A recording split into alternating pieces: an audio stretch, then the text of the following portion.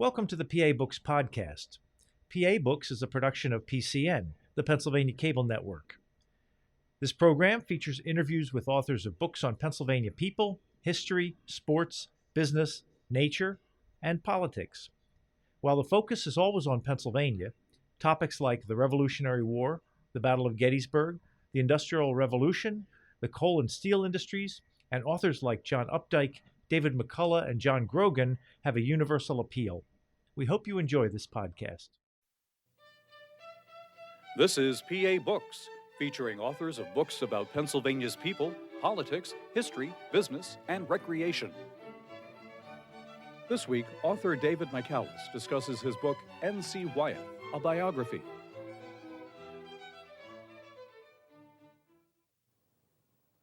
David Michaelis, author of N.C. Wyeth, a Biography. Why did you pick N.C. Wyeth to write about?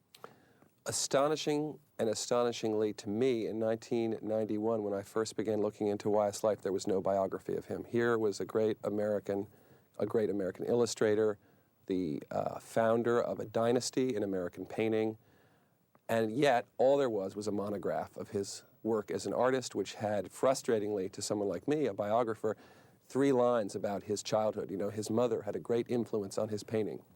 End of story. Or N.C. Wyeth went off to Wilmington and studied with Howard Pyle. It really felt to me as if this man's life, which I found anyhow when I first started looking into it, it had more conflict in it than had been heretofore known. For me, it had what I think everybody reads biography for, which is character. His character was something that I instantly felt at home with, something that I felt I knew something about, and story. I think story is the other reason people read and love biography. A biography can almost be like the great 19th century novels. Here's this great story of someone's life unfolding in front of you. And I think when you look at all the things that happened in Wyeth's life, it seems at first to be a stay-at-home life. He spent so much of his time at home painting. But in fact, the relationships he was having with his own family, his parents, his brothers, his 4 brothers, and then later in life in Pennsylvania and Chadds Ford with the Wyeth family of painters, is that the relationships were incredibly rich. I couldn't wait to plunge in and find out what was really going on there. For people who don't know him, what might they recognize him by? Well, he was the foremost illustrator of his day, and that meant that Treasure Island was painted in 1911. In the Scribner Illustrated Classics, it was the first book that was sold at Christmas time. Here he was taking a classic novel by Robert Louis Stevenson and painting a set of pictures at a time when, this is before the movies had really taken hold in the American imagination. It's a time before photographs were used in magazines or in newspapers. So images that illustrators painted were the images that people took to their hearts, took home with them, lived with and loved. And Wyeth's pictures had a quality that were unlike almost every other illustrator working at the time, which was that he really used the medium of painting. I want to interrupt you just for a second. What Sure. we have on the screen right now is a picture from Treasure Island, which I bought a copy of this at a flea market for 50 cents about a year ago. Good move, a good investment. That shows you actually something that Wyeth was very well known for and something that he did. I think a lot of people feel that illustrators take away something from books. You don't really want to know how Huck Finn looks. You want to have your imagination tell you how Huck looks. You don't want to know how the hero of Treasure Island, Jim Hawkins, looks. So Wyeth would always find in the book, before he illustrated it, find a scene that the author had only hinted at, had barely fleshed out, and then would paint what you just saw, a scene of great longing, of sort of a real sense that here was a moment of great unresolved, usually conflict, or unresolved anxiety, or unresolved love.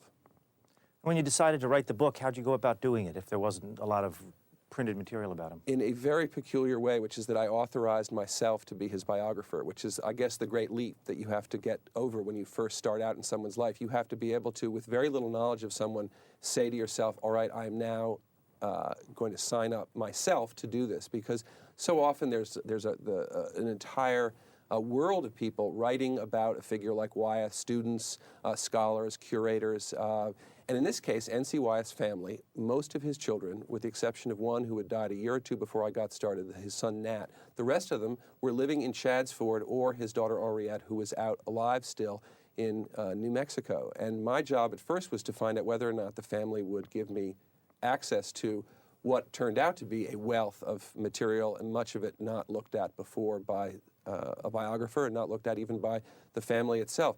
He had written letters. N.C. Wyeth wrote the kind of letters that a biographer dreams of, these big, thick, meaty, rich, 10, 12, 14 sheets of writing paper. And he started it very early in his life in 1902 when he left home. He and his mother wrote to each other practically once a day, or at least twice a week, every week for 23 years. And those letters form, it seemed to me at first, the story of his life. And they were in Chadds Ford, Pennsylvania, in the Brandywine River Museum under the control of the Wyeth family. And Betsy Wyeth also, it turned out, had his mother's letters. That is, N.C. Wyeth's mother had written back from Needham to him in Wilmington. He had come down to study with Howard Pyle, the great illustrator, and they would spend their summers, the school of Howard Pyle would spend its summers out in Chadds Ford in the small little crossroads village where a great battle of the American Revolution had been fought. And Wyeth was narrating, in effect, the entire time in these extremely, extremely intimate letters to his mother. But when I started, there was no reason for me at all to be given access. I was not a biographer. I was not an art historian. I was a journalist who had written a novel. I had written several nonfiction books. But as I say, I felt I had a strong feeling for his character. Some of his conflicts were very familiar to me. And I began writing letters. I got very little reception at first. No one very much wanted to see me, and it turned out to be actually a great stroke of luck, because I think had I been allowed to come over and say, hello, Andrew Wyeth, hello, Betsy Wyeth, hello, Anne Wyeth McCoy, please tell me about N.C. Wyeth, I really would have done nothing but recapitulate what was by then really decades of densely layered mythology. He had died in 1945, a tragic death, a collision with a Pennsylvania railroad train at a crossroads a mile from his house. And in the aftermath of that tragedy, many, many myths about him had grown up, so much so that when I first arrived, you could barely find out how tall he really was or how much he weighed. I mean, Andrew Wyeth, I think, to this day swears that his father weighed 300 pounds as an adult and almost 18 pounds at birth. He was a big man, to be sure, but a lot of the feeling that one had about N.C. Wyeth was that he was bigger, larger than life. Something about him had been made larger. And my job at the beginning was really to bring him down to size, to find out who the human being was who'd come to Chadds Ford in 1902 and become N.C. Wyeth, to find out who the young man was who had left home and why and what was going on in his home. And a lot of my early reporting, a lot of my early research, a lot of my early archival material came from outside of Chadds Ford. It was a great big sort of detective sleuthing mission for a long time, and then finally, lo and behold, came a May Day in 1993 when Betsy Wyeth and I met.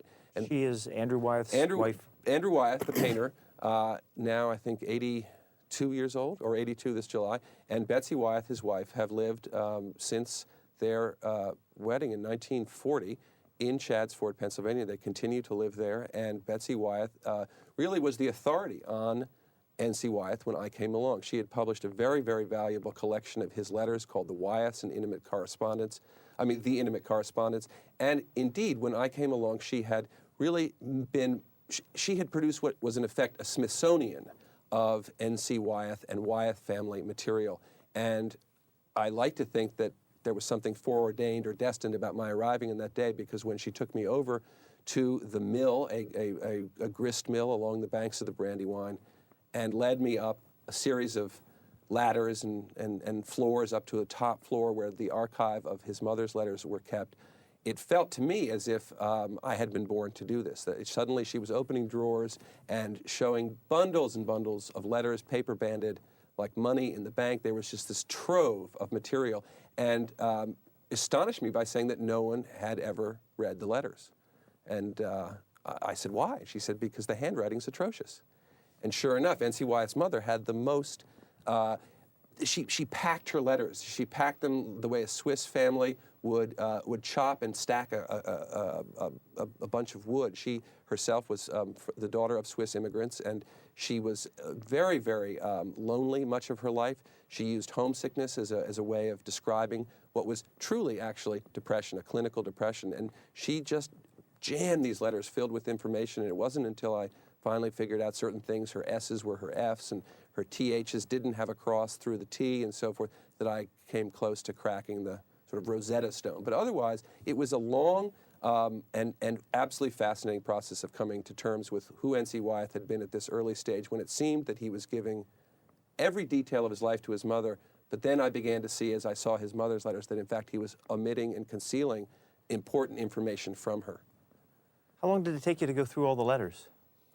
I got married in June of '93, and Betsy Wyeth and I had met in May, and I didn't finish reading until the following April, basically, March or April. Most of that fall I spent, summer and fall, I spent in the Wyeth's grist mill and granary reading these letters that I would bring over in a basket from the mill over to the granary, and would sit and have the most, I think, probably singular experience that anyone could ever have writing a biography about an American painter, because here I was in a setting that was like an Andrew Wyeth painting to begin with. And then I would be reading an N.C. Wyeth letter in which he would describe for his mother the wingspan of a white heron lifting off the Brandywine River. And then I would look out through the louvered windows of the Wyeth's granary and see a white heron lifting its great wingspan off and flapping down the Brandywine River. Or one day, for instance, after the Wyeths had been away, where they go all summer to Maine, returning, I had just been reading a letter where N.C. Wyeth, talking to his father, said, you know, I think Andy's going to develop into a painter. I may have a man Wyeth in my studio after all. Up until that point, he'd only taught his daughters to paint.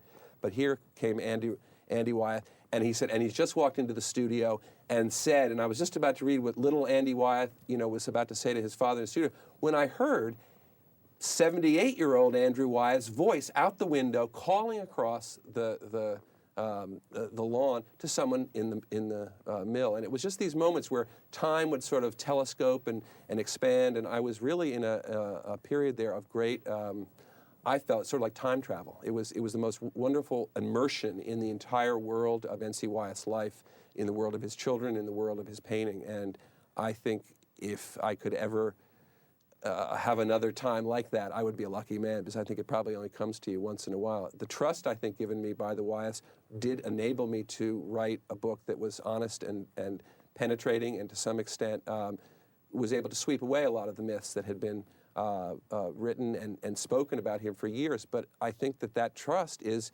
essential to finding your way into someone's life, because you really have to see them from the inside and from the outside. And if you're only looking in, even just reading letters in sort of in a library, let's say you were writing about Lyndon Johnson, you had to go down to Texas and sit there in the library. There's no real sense of the texture and atmosphere of the life and the place unless you get out into the area. There's a great dictum by, I think it's Barbara Tuchman, who said, if you want to know what happened at the Battle of Waterloo, you have to really walk the battlefield. Go out and see and stand and be aware of all the different swales and everything that happened. And that's what I felt like when I was studying Wyeth's life, and where the Wyeths were letting me in to this small, enclosed, very insular world of Chadds Ford. I really felt I was seeing the swales and the dips in the battlefield. How well did you get to know the Wyeths during this process? Well, there was a bit of arm's length, of course, because I think it seems probably only realistic that one keeps one's distance at the beginning to really maintain a kind of, it's not objectivity, I think, but just a sense of space between.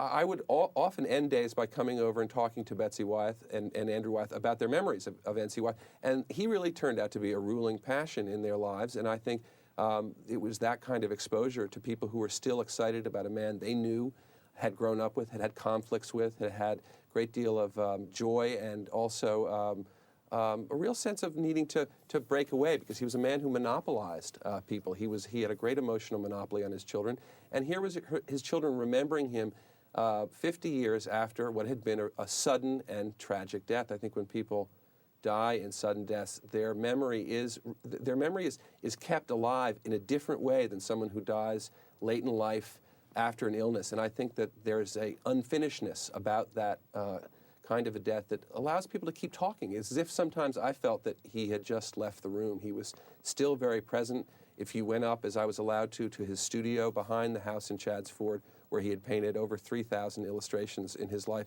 the walls had a quality of this man had just been there.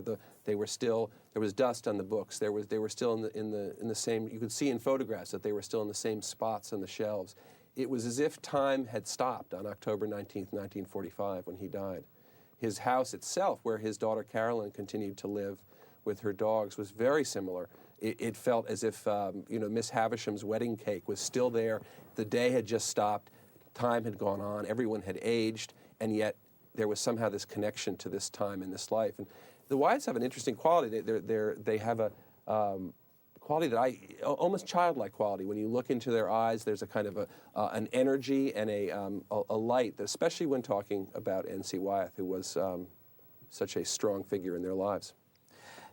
You have a chapter in your book called October 19th, and it's early on in the book, not referring to the October 19th he died, and you say that was the day he left Needham, Massachusetts. And you say there, Hattie's reaction to Converse, his name was Noel Converse? Newell Converse Wyeth, yeah. Absence, her reaction to his absence bordered on mental disturbance. To her, October 19th, 1902 was the day the clock had stopped and life had ended. When I came along, October 19th, 1945 was given as, October 19th, 1902 was given as the day he'd left home, and that this somehow had this very eerie bookend in the fact that he had died in Chadds Ford on October 19th, 1945. And I started looking into the dates through his letters and through his mother's letters to him, and recognized that in fact he had left a few days later. That wasn't so interesting, except that it was curious because for every letter that was exchanged for years afterwards on October 19th, he would always claim, N.C. Wyeth, writing to his mother, would always say, "This is the day I left home 20 years ago. This is the day I left home 22 years ago. This is the day I left home." And he would always refer back to this date that it turned out was really not the date he had left home, but his mother and he somehow had chosen this date. And she indeed kept up made a ceremony out of it, really, by every year sending down what was called a home box. In it were boughs, sprays of pine, and things from Needham, things from home that he was now going to have in Chadds Ford. She would send mainly in the middle of it would be a birthday cake. His birthday was always coming on October 22nd. The main point of it was that they chose this date, he chose this date always every year to sum up his life. He would always look at it and say, well, since last year, or since I came down to Wilmington, and it was the date by which he and his mother, I think, really recognized that this first separation was the big date in their lives, was the day that from which they measured all others. And it was for Hattie, I think, a day, she had a great deal of trouble with separation. She had a great deal of trouble with her sons leaving home.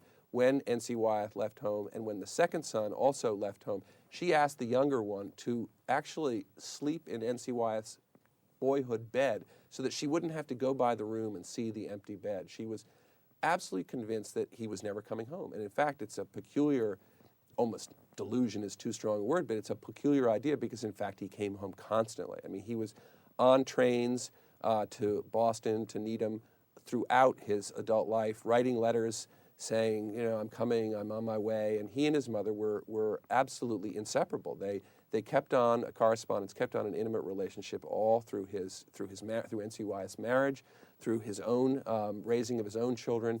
And he never really, I think, saw into his mother's disturbances, into her unhappiness. I don't think he ever wanted to find out. It was one of his characteristics, I think, that he idealized people. He kept people up on pedestals. Howard Pyle was another figure in his life that he never came to terms with as a young man. It was later, I think, he began to understand what his relationship to Pyle had been about. But at the time, and with his mother, he was keeping them on a pedestal. He loved to see people in a kind of glorified way. It was, I think, a way of keeping himself in the position that he wanted to be in, which was keeping people in a somewhat superior position. You have the freedom of being, you can do whatever you want now. You don't have to quite succeed yet. And it took him a long time to accept his success. Let's talk about his art a little bit. When did he first start painting? In 1902, when he first came to Howard Pyle's studio, which was then the equivalent today would be if a filmmaker, let's say, wanted to do animation or special effects, or a filmmaker wanted simply to make pictures, he would go in his wildest dreams to DreamWorks and work with Steven Spielberg, or he would go to the George Lucas Ranch and study there with the master. This is exactly what happened to N.C. Wyeth. When in coming with 11 other students to study with Howard Pyle, he was being told that he was a very privileged art student, and indeed what he had at that time was more energy and more sense of movement and action. What he didn't have was expertise and technique and talent, and that's what he got from Pyle. If you look at his drawings, they are mechanical, they're stiff. The ones that he was doing in Boston before he left are not the work of a future great illustrator. What happened to him was he learned a lot from Pyle. He learned very quickly, and he began painting. His first illustration appeared in 1902 on the cover of the Saturday Evening Post called Bronco Buster, and in it you see that here's a young man, 20 years old, who knew something about how horses looked when they were, he had not yet, he himself had ridden horses in Needham. He had a horse named Bud, but he himself had not yet gone out west. And yet here in this image, he summed up for a lot of people what the West was going to be, what the West was about, and people, it was the year, was it the year before or the year after? At any rate, the Virginian, Owen Wister's The Virginian, was about to make the Western, literally, a new form. And Wyeth, this 20-year-old painting in Wilmington, would be supplying magazines now with images of the Great West. That's how he got his start. He continued on as an illustrator for magazines all through the early years of the century, and then came this great moment of Treasure Island, which was the Scribner publishing company, publishers then of Teddy Roosevelt, Edith Wharton, John Galsworthy, the great distinguished publishing house, said, we want you to paint a gift edition of the great novel by Robert Louis Stevenson. He, in one summer, painted better than he had ever painted in his life. He finally resolved some of the conflicts he'd been having about illustration. He always thought of illustration as a lower art form. Here he was painting beautiful paintings. He was painting as a real painter, and yet he never let himself believe that what he was seeing on his own canvases was the real thing. He always felt he was falling short of a higher ideal. What he did in Treasure Island was he finally gave himself a break and managed to integrate, I think, the two sides of himself, and he painted as he never had before, and he managed in one summer to create a set of 17 paintings that were, without exception, the best works of their time. And the reception that Treasure Island received that winter really set him up as the foremost illustrator of his day. Now, he did a lot of work for magazines and magazine covers, and you talk about how some of the magazines were sending, in effect, war correspondents off to paint the World War I and Spanish-American War. Why, at a time when photography existed, were magazines hiring painters? Well, photography was still in its infancy, and people didn't yet understand what it could do. And I think that the illustrators, the picture makers, as they were called, were seen. The eye was still trusted.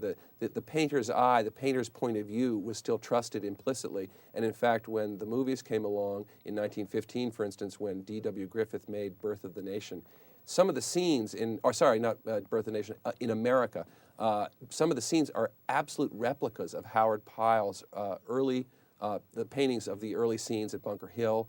And I think it was that essentially painters were trusted. Their vision was trusted. Their vision was the preeminent vision. Their vision was what had taught people to see America, to understand history, to understand themselves, to understand everyday life. And it was in that vision, I think, that Wyeth was so he was so good at portraying the very small details, the fine details of everyday life. Pyle had shown George Washington as someone you'd know from next door. He'd given you a George Washington that could have been your neighbor. And Wyeth was doing something of the same thing as he portrayed characters in the West, characters in medieval times. A lot of early stories he was illustrating were medieval stories. He would give you people that you felt you knew. He gave you scenes and settings that you felt you knew, and yet fantastic things were happening in those settings. Wonderful romances, extremely great, cliffhangers, adventurous action moments, but all with very clearly concrete, nearly pedestrian almost, scenes and places. And that's really why his work succeeded at first, and why I think people trusted magazine illustrators. They also had a glamour to them. They were household words. In 1908, Gibson, the Gibson girl, was the belle ideale of the day. It'd be as if someone had done a sketch of Kate Moss or something and said, "That's it. That's what the young American woman should look like." And Gibson was being paid, I think it was $1,000 a painting by then, and that was a huge amount of money at the time. They were, driving big cars and living in big houses. Wyeth, of course, rejected all that. He felt that he had a higher calling. He rejected the world of illustration. He continued to draw good fees, but he left the world of Wilmington and Howard Pyle and set out for across the Pennsylvania border into this little crossroads rural village, Chadds Ford, and took his then growing family and his wife and just set himself up and said, all right, I'm going to be not an illustrator. I'm going to leave that behind. All right, I'll do a few just to pay the bills, but I'm a landscape painter. I'm going to be the real thing. I'm going to paint the landscape of Pennsylvania. And he sat down and started dividing his life. It was very, very characteristic of him to do this. And so he did both at the same time? He would switch back and forth? You read his letters, and it would be, Carolyn would say, oh, Converse has so much to do this morning. He's spent 4 hours in the McVeigh's field painting that rock, and now he's back in doing a piece for the Saturday Evening Post, and just back and forth and back and forth and back and forth. And you can see this in the paintings at the time, that he is really quite conflicted about how to become the painter that he wants to be. And you can see it particularly in some of the paintings, illustrations that he did at the time, for instance, for King Arthur. There's a quality to those paintings that is very, very classically N.C. Wyeth. If you look at the we have at the top the landscape in the background of that painting, we are not clearly in Camelot here. We are in N.C. Wyeth's Chad's Ford. I mean, this is not Avalon. This is southeastern Pennsylvania on a beautiful August day. And if you look at that tree there, and you look at those trees in the background and the clouds, you can clearly see what Wyeth is doing. He's bootlegging beautiful Pennsylvania landscape into his illustrations because he's so frustrated that he's not able to do it as a landscape painter, and yet here he can. And that field, for instance, is in fact the McVeigh field right down the road from the Wyeths, and there are knights fighting on it, and it's that bringing in of the fantastic, of the great conflicts into the everyday world of the Pennsylvania landscape that makes it so alive. Now, if you look at the next picture that he was doing right around the same time, here we are. This is called The Fence Builders, and boy, is it boring. I mean, I'm not saying it's not a great picture. I'm not saying it's not beautifully painted, but it's not N.C. Wyeth. Any painter on a Sunday could have painted that. I don't mean that exactly, but what I'm really saying is that it's not as alive as N.C. Wyeth's painting. When he was bringing landscape into an illustration, he was doing something to the landscape that he could not achieve in his own landscape painting. I think what he was really doing here is preaching. He had a real pedagogical streak. He would tell people what they should do in their lives, and that painting shows him saying, all right, let's lead the simple life. Come to Chad's Ford, lead the simple life, be noble, spend your day building fences, and you will succeed at your higher ideal. In fact, I think he was always sort of tricking himself. He was always sabotaging his real talent, his greatest talents, which were in illustration. If someone would go to Chad's Ford right now looking for evidence of N.C. Wyeth and the Wyeth family, what would they see? Well, they would see the strangest sight of all, a great big interstate, Pennsylvania Route 1, slashing across a bucolic valley and slashing in the other direction, great long strings of utility poles. And if you look past that, if you suddenly go past that and you go to the Brandywine River Museum on Route 1 and you go and look at these paintings and you look carefully at Andrew Wyeth's temperas, you know that Andrew Wyeth has painted the Pennsylvania landscape, and you can see it there. You can go along Route 1, you can go up Ring Road, you can see the house that Andrew Wyeth painted, some of his most famous images, Brown Swiss. It's the Kerner farmhouse. You can see Kerner's Hill, with it Andrew Wyeth painted his whole life and continues to this day to paint. All those things are there, and it's almost as if you need a key, you need a code to see exactly where things are. If you study the paintings carefully first, you'll see everything there. It just unfolds. It's almost like magic. You begin to have an eye for what things are in the world of Wyeth. The studio of N.C. Wyeth is now open, actually. The Brandywine River Museum runs tours through it, and it's a very worthwhile thing to look at because it really is the studio of the great artist, and you do have a sense, I think, of his presence there. But it's really, I think, outdoors in the area. If you stand and look at some of the hills, you stand and look at the mist hanging on the hills in the morning, you get a sense of what his life there was about, which was looking at nature, absorbing a world in its finest details, and then bringing all that into painting, which in some ways was, I think, a constant urge for him to revisit the past, to hold on to something that he felt he'd lost. Somehow the Pennsylvania landscape returned him to Massachusetts. He often said, this place reminds me of Massachusetts. It's almost more like Massachusetts than Massachusetts. And really what he was saying was it was home to him. It finally had become home. And I think that's what he was looking for his whole life. I think, the Wyeths have had a love affair with Pennsylvania and its landscape it's now 97 years, ever since he arrived in 1902 in that first fall with Howard Pyle's class. He went out and started walking around in a crackly cornfield under a beautiful coal-black sky with stars hanging down, and looked at it and he said, "This is it, and this is just like what I had when I was a child in the rural landscape of Needham, Massachusetts, and this is what I want." And he loved it. He just loved those hills. And he could transmitted that to his children, all of whom grew up in what we now think of almost as a kind of fantasy childhood of, sledding in the winters and father dressing up as old Father Christmas and scaring the children and Halloweens. And I mean, the Wyeth childhood had a kind of outdoor quality and indoor quality that we all wish, I think, our lives would have. It also had this extremely unusual quality of homeschooling. It was a family guild. Painting was the family talent, and everybody, more or less, even Nat Wyeth, who became the inventor of the plastic bottle at DuPont Company, he was building things. He was building ship models. He was building castles that would be painted. Anne Wyeth was a painter, but also a composer. They all were painting. Carolyn Wyeth was a painter, studying under her father for 19 years. Henriette Wyeth, the oldest, she was a great painter, a portrait painter. And then along came Andrew Wyeth, the youngest. And there was I think, a quality that I don't know that anyone wouldn't want that kind of childhood, where the family is very close knit, both parents involved in every single thing everyone's doing. They were really almost the landmarks in each other's lives. They're exhilarated by each other, by each other's presence, and there was a lot of stress there too. Would you describe a dinner time conversation with the family? Because you write about it in this book, about what it was like sitting around the dinner table with the Wyeth family. Well, there was, I think, this quality of high excitement, and I've seen this in life both at the Wyeths and both with other families, where just the fact that they're all there, all looking at each other, the faces, the familiar expressions. No family, I think, has ever painted itself more often than the Wyeths. Just to see all that and to all be there created, first of all, a great sense of excitement. And with N.C. Wyeth at the head of the table, usually making, some kind of grandiloquent, nearly a speech about something some problem in his work that day, or some piece of evidence he'd found about something in his research that he wanted to tell everyone about. And everyone hanging on his words, but also I think at other times where he was low, where he was feeling that he had a bad day at work, he was not the painter he wanted to be, bucking him up and saying, you really come through, and telling him what a great painter he was. I think he also had a quality with each one of being interested in what each one was doing, asking, drawing them out, asking for more, demanding more, never tolerating second best.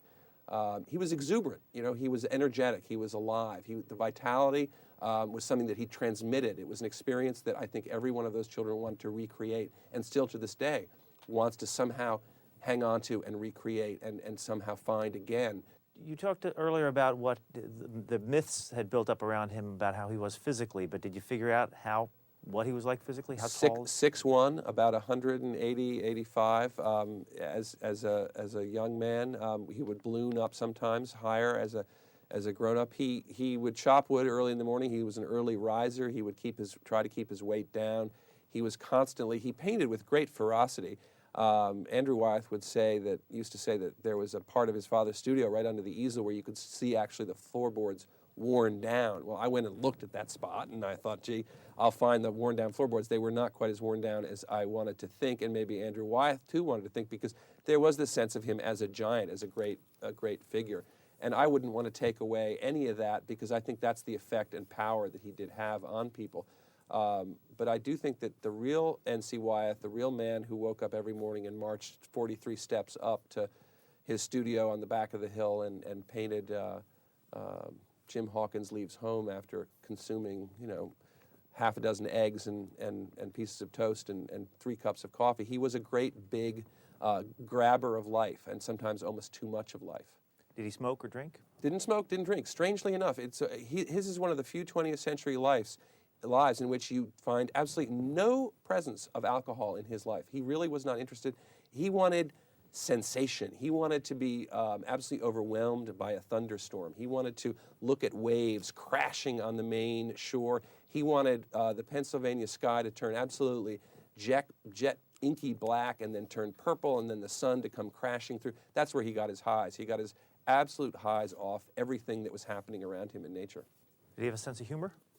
He had actually, I found, a very difficult sense of humor, because it's not a sense of humor that I either favor or know well, but I actually came to have affection for it.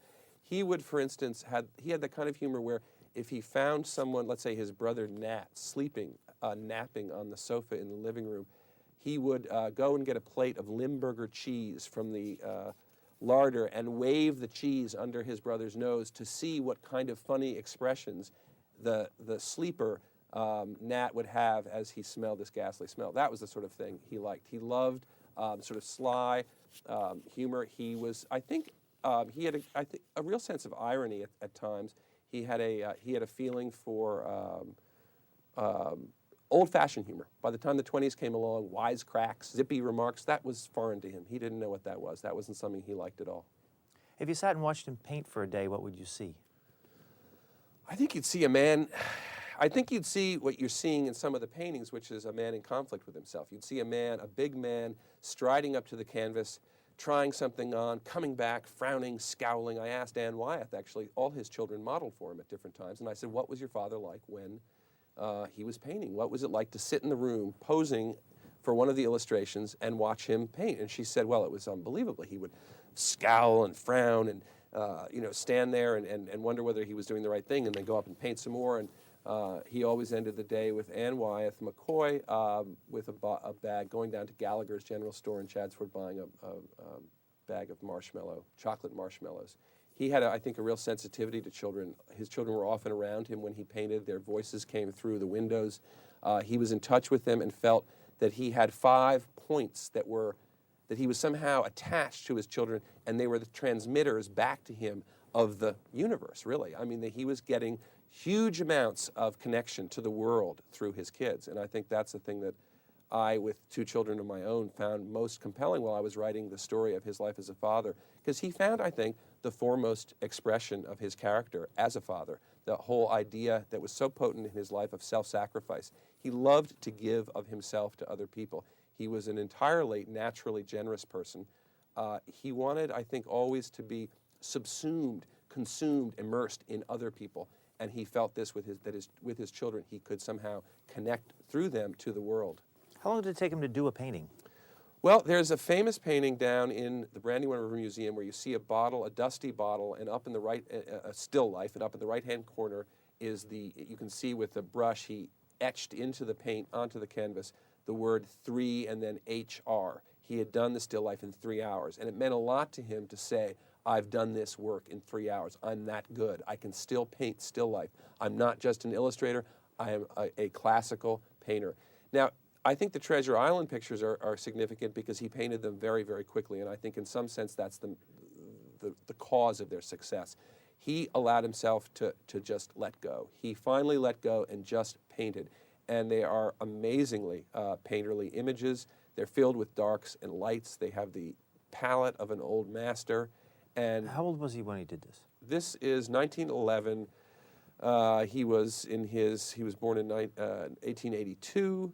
So he was 29 years old and 28 years old, and he was on fire that summer. He was having the best summer of his life. If someone would want to go and see the paintings that he did for Treasure Island, where are they? Well, thanks to Andrew and Betsy Wyeth, for the most part, and the Brandywine River Museum, they are now all on view. Practically all of them are there at the Brandywine River Museum on Route 1 in Chadsford, and you can pretty much walk through the series right there. There's another place where I think it may be the only place in America where you actually can see an entire set of N.C. Wyeth illustrations, and they're the great illustrations for Robinson Crusoe. And you walk into the Wilmington Library, the public library in Wilmington, Delaware, right across from the Hotel DuPont, and wonder what you're doing in there, because it looks as if there's nothing there but a lot of Jacqueline Suzanne novels on metal shelves, and up you go to the 3rd floor, and more metal shelves, and a lot of people reading Hot Rod magazine, and you wonder, what's going on? And then suddenly, bingo, you look up and there are the 17, actually more than 17, I think there are 18 canvases. One was an alternate cover that he did because the publishers thought his first cover was going to be too scary for children. There they all are, every single one, brilliant color, and you wonder why they're not in a museum. How could they still be hanging in the public library that he gave them to in 1921? Well, that's one of the great things about N.C. Wyeth is he had this generosity. He gave his works entirely to libraries to other civic associations, and they still hang there, many of them, in libraries all up and down the East Coast. And you can go and look at them and see them, and many of them have been restored now, and they have a kind of quality of being, as I say, sort of hidden in plain sight. And you have a really, I had a great time when I first started with finding his work in places that were unexpected. Did you know much about art before you started this? No, I had a feeling that probably what would be to my advantage with N.C. Wyeth was to not have any real strong preconceptions. I had been, as a child, given, I remember a test in second grade where we had to go and look at Botticelli and Raphael and these images at the National Gallery of Art in Washington and answer questions about what we had seen. And I had a strong visual feeling from the time I was a little child, and that was all. And I had done, of course, the standard art history courses in college, but as an art, to be up on what was new or what was going on in the art world or the field of art criticism, I had no real conception. I was a narrative. It was the narrative I was interested in. It was as a story, that as a storyteller, that I was interested in Wyeth. Are you a native of Washington?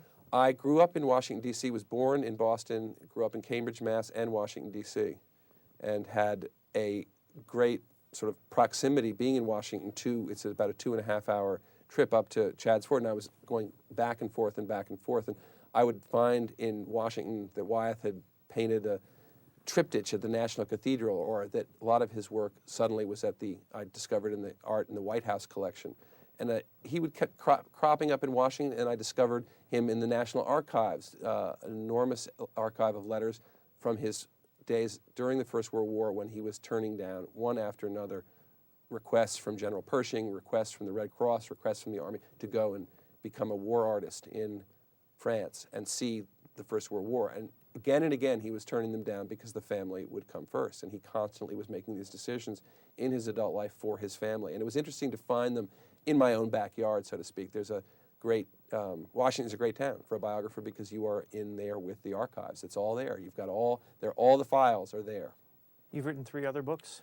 A book in college about my roommate who designed an atomic bomb in 1976 to prove if he could do it as a Princeton undergraduate, then presumably terrorists would be doing it too. And so he wanted to make a point that publicly available information could potentially be dangerous. And I wrote a book about that with him, and then a book about friendship, a group of biographical sketches about great American friendships, including John F. Kennedy and LeMoyne Billings, and Isamu Noguchi, the sculptor, and Buckminster Fuller, and Dan Aykroyd and John Belushi, and there were 2 naval commanders and 2 mountain climbers and 2 Vietnam vets, and I think there were 8 profiles. 2 men who were chairmen of the boards of Chrysler and Quaker Oats, actually.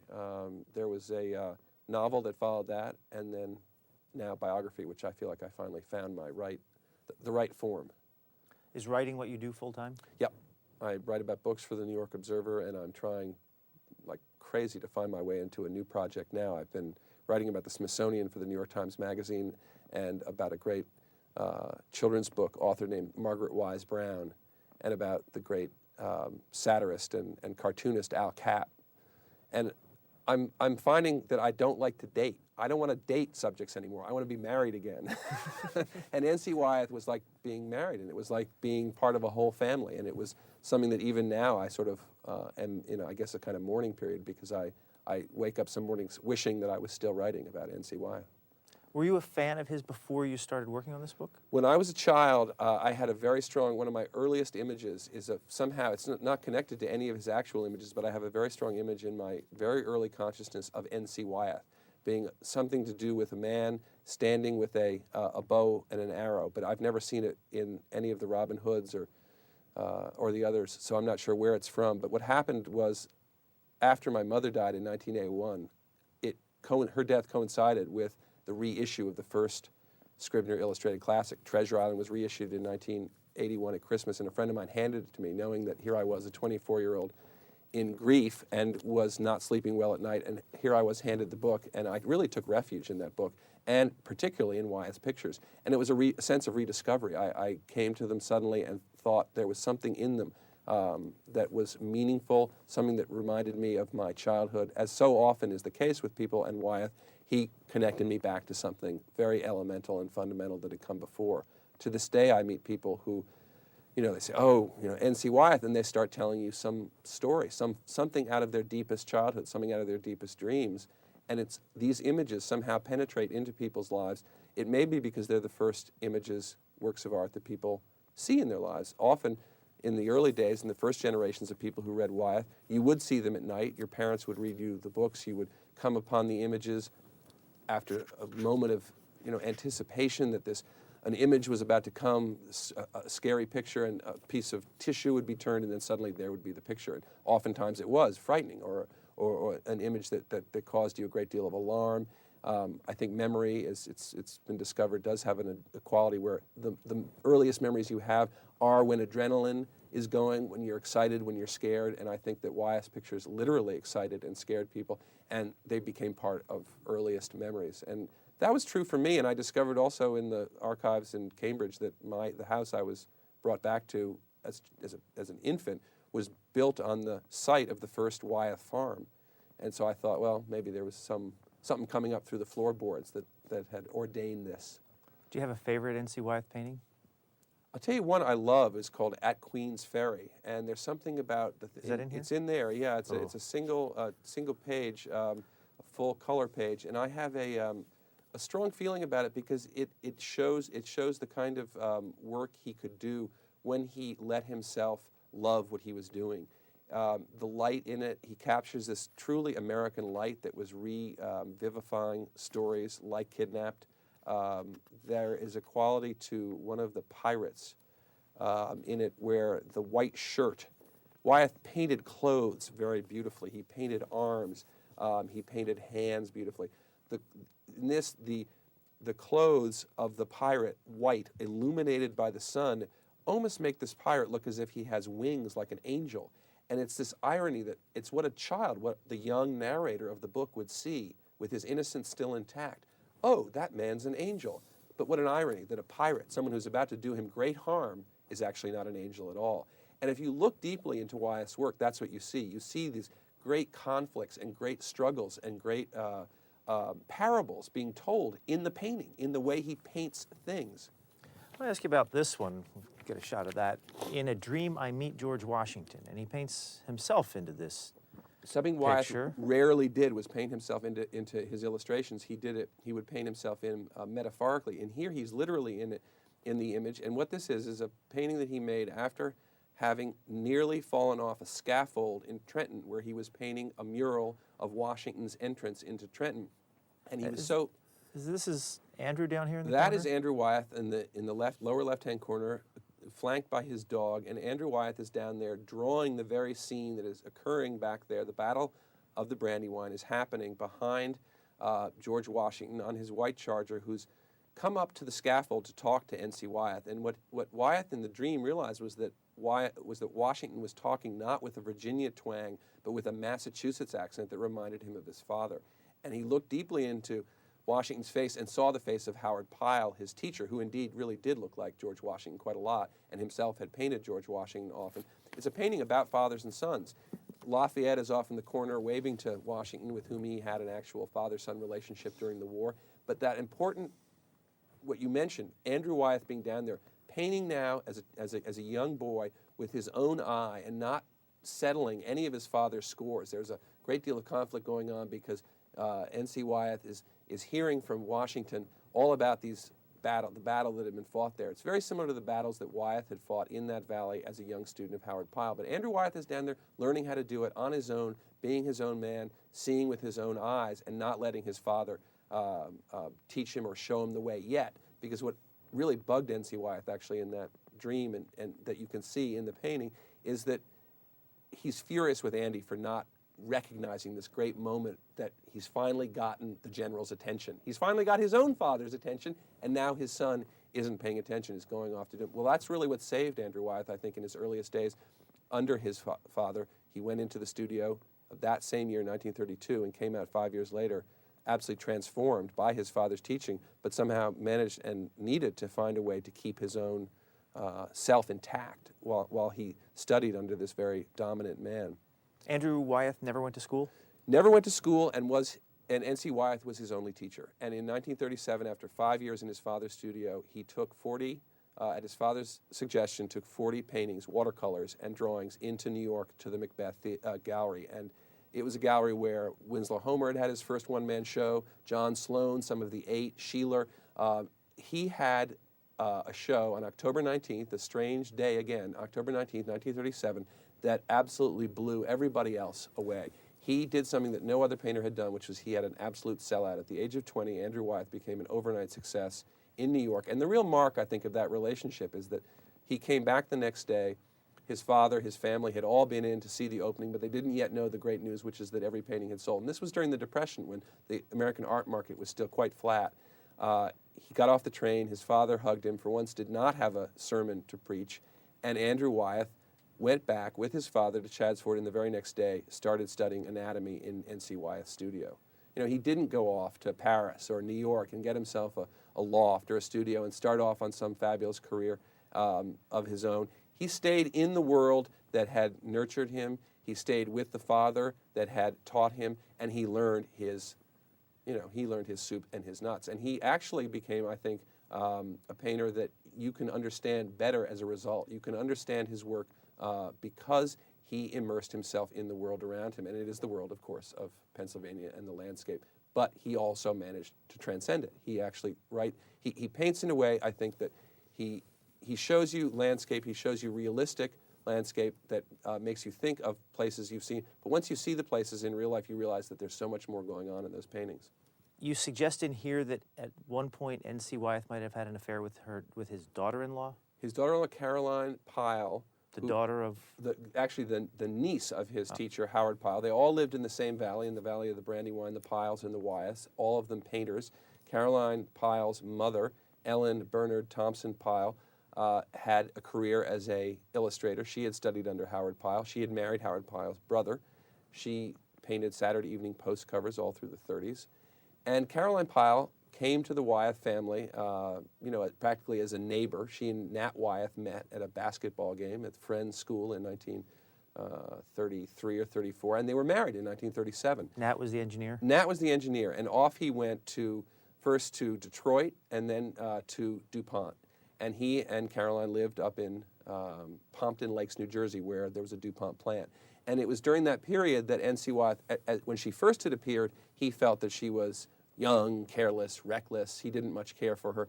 He totally frowned on the marriage, as he had with all his children. He tried to persuade all his children, really, more or less, to stay at home.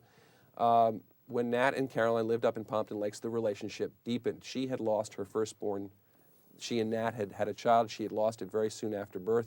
N.C. Wyeth and Carol Wyeth had also lost a firstborn child. The loss of that child had deepened Caroline Pyle. She was a reader like N.C. Wyeth, a great autodidact. Neither of them had gone to high school. Both of them were teaching, or to college, I should say. They both had gone to high school. Neither had gone to college. They were both learning literature, learning the world through their own talents. And she had a quality, I think, that reminded him a great deal of his mother, reminded him a great deal of the young Carolyn Bacchius that he had married in 1906. There's Carolyn. I want you to talk about her a little bit too. I'm sorry, yeah, I've left Carolyn out of the story. She was a daughter, one of 10 children of a leather maker in Wilmington, and she grew up in great style. That also her family had suffered ups and downs. And when she was a young woman on a sleigh ride in 1904, Convers Wyeth fell in love with her. And for a year and a half after that, kept this extremely important relationship a secret from his mother. He did not let her know anything about this Carolyn Bacchius, knowing that it would have a strong effect on her, probably would in some way unbalance her. And when he announced the engagement, the mother did not take it well. She did not take it well at all. She took down every photograph of him in the house and replaced all of them with one single photograph, a photograph of him as a baby. And frankly told him very candidly, I needed to get you back into that form. I think it's the reaction that probably everyone would want to have, but you don't really allow yourself to have. In any case, they had 5 children. They had this extremely rich family life together. But by the 40s, a lot had happened to N.C. Wyeth. He was, I think, under a lot of stress, physical stress. His heart was bothering him. He was depressed more and more.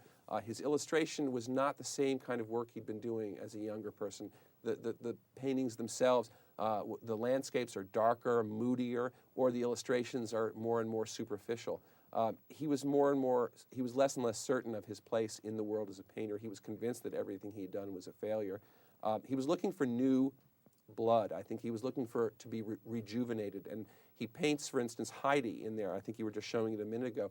And Heidi is the story of a young girl who rejuvenates, brings back to life everybody around her. And he painted Heidi with the face of Caroline Pyle. And it's a real indicator, as so many of his illustrations are, of what was going on in his life emotionally at the time. He was really looking to Caroline Pyle as a force, someone who would bring him back to great feelings of inspiration, and they began writing. There was an exchange of correspondence that was going on into the 1940-45 that is, as I was reading it, one of the most ardent correspondences of his life. There was nothing. I had read his letters to his mother. I'd read his love letters to Carolyn Bacchus. These were just as passionate, and I was completely confused when I first read them about how far this relationship had gone. And in my interviews with Nat and Caroline's sons and with the rest of the Wyeth family, I kept asking, gee, what's this relationship about? Well, it turned out that there had been a romantic relationship, and it happened, as far as I could tell, during the summer of 1945. It happened, I think, partly because of the war. Nat Wyeth was a supervisor at a DuPont munitions plant. He was spending almost no time at home. He had to be on duty for a million reasons. During the war, 300,000 people were killed in munitions factories. Supervisors were hard to come by. You had to keep people from bringing matches into the plant, anything that would cause an explosion. He was even checking people, being a gate checker for DuPont. He wasn't home, and N.C. Wyeth and Caroline Pyle Wyeth were in the midst of this very, very intimate correspondence and relationship. How far it went is still a matter of conjecture. Among everyone in the family, various different family members agree or disagree as to how far it went. There's a sense, I think, in it that it hurt. The main part is that it was a trespass. It trespassed into N.C.'s relationship with his son Nat, which had been very close all the way, even since college. Nat Wyeth, who went to the University of Pennsylvania, lived at home. He went into Philadelphia and to the University of Pennsylvania, but remained in that great insular life in the family homestead. N.C. and Caroline Pyle had, I think, a great deal in common, and there was a very, very strong and intense relationship there that was unresolved at the time of his death in that train accident in October of 1945. And the folklore that really came out of it was that it was an open secret, really, that this relationship was going on in the valley, and people always assumed thereafter, if you understand that N.C. Wyeth died in this collision with his grandson, who was in the car with him, there was question about whether or not that was an accident or whether or not that death was a suicide. And if it were perceived as a suicide, the idea, therefore, would be that this child was not his grandson, but his son. And I don't believe that story. I don't think it's mathematically possible. I don't think probably even morally it's possible. I don't think N.C. Wyeth would have created that kind of catastrophe, really, in his life, and I don't think he would have committed suicide with a child in a car. But it's the kind of folklore that he and his life inspired so often. I feel strongly that his death was an accident, and I feel strongly that the relationship that he had with Caroline Pyle is understandable in the context of the war. There was a great title by the wonderful American historian Doris Kearns about the Roosevelt White House during the war, and it's called No Ordinary Time. Well, it was no ordinary time. My father, who was in London during the Blitz, talks about how everyone would jump into bed with each other during when the bombs would drop, because there was just a kind of it was different. There was an elemental quality to life, and I think that even on the home front, even in a place like Chadds Ford, which after all, with DuPont nearby, was one of the #1 targets for any kind of, if there would be any kind of bombing in the U.S., it was going to be a #1 target. I think there was a lot of anxiety, and I think whatever was happening between Nat and Caroline Pyle, they went on to have a life with five sons after the great tragedy of October 19th, 1945, losing their second child. It's one of those family secrets. It gets more embroidered or less embroidered, and I think you have to understand it by looking into who they were at the time and really recognizing what their needs and what their sort of wishes were. They fulfilled things for each other, I think. There is so much more to talk about, but we are out of time, unfortunately. This is the cover of the book, N.C. Wyeth, A Biography. David Michaelis, thanks very much. Brian, thank you. You've been listening to a podcast of PA Books, a production of PCN, the Pennsylvania Cable Network. We'd like to hear from you. Our email address is pabooks@pcntv.com. Like us on Facebook to learn more about PA Books.